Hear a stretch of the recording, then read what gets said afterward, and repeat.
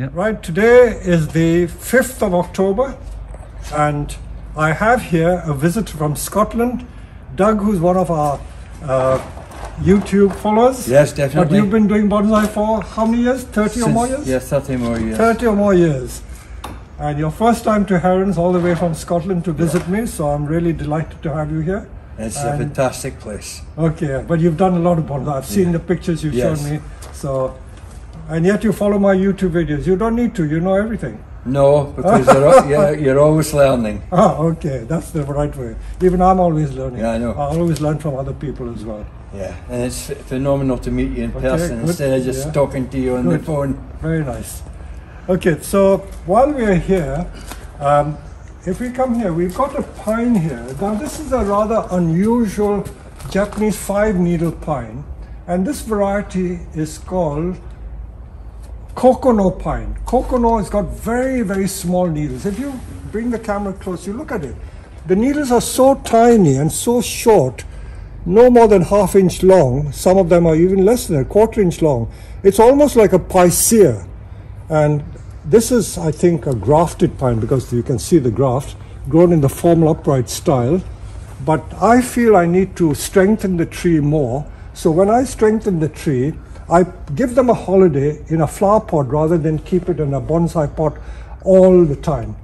And if I can just show you one or two features of this pine before it gets put in the pot. Look at it. This is the white mycelium, which is sign of healthy roots. And the roots are quite healthy too. You can see if we look around, very nice roots there. And we're just going to tease the roots a little bit. Steve here has started doing it. What he's been doing is gently teasing this. We're not going to cut any of the roots because white pines are rather tricky species to grow in Europe. In Japan they do extremely well. But when they come to Europe, they tend to sulk and get sick.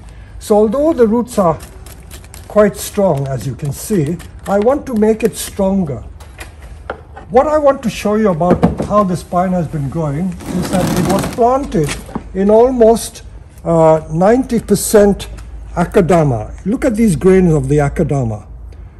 These grains have been here since 1993, and we've only added to it as time has gone by. The initial size of pot was like that. I made it bigger, but 2 inches all around, and then added more akadama. So the akadama has not broken down. It's beautiful soil to use, especially for Japanese pines, and you can see the roots. But there are some roots which may have rotted. No, this is still live, but I want to generate more healthy roots. So this is what we're going to do. Just loosen the soil, and then we're going to plant it in this great big black flower pot to make the tree really strong. I'll put it here for maybe 2 years, and then when the tree is picked up again, we'll style it again and put it back in the pot. So if I can ask Joe to first put, we always put a layer. Now this is show the bag. This is a Japanese soil called hyuga. Look at the large particles.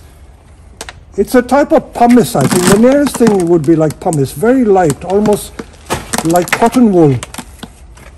And we put it at bottom to encourage drainage. We may need to put a little bit of mesh there. And then we put like 2 inches there, and then we mix our own mix. So our standard mix here, if I can come and show you, another little secret and tricks that we are going to show you is we put akadama, Japanese akadama, and then we put Japanese pumice, Japanese volcanic grit, and then we put some fine bark. And then there's also another type of black Japanese pumice.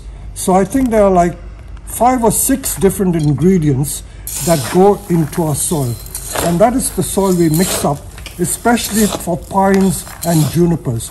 We don't use it on our ordinary small bonsai because it's a rather expensive soil, because can you imagine, akadama is anything from 25 to 35 pounds for a 14-liter bag.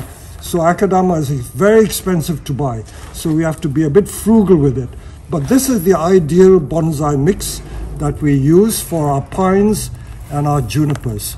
So we will then put a little bit of it, tease some more root and put the tree, and hopefully leave it for another 2 days to become healthy. The tree is not unhealthy, but we want to make it more lush and more vigorous before we do anything.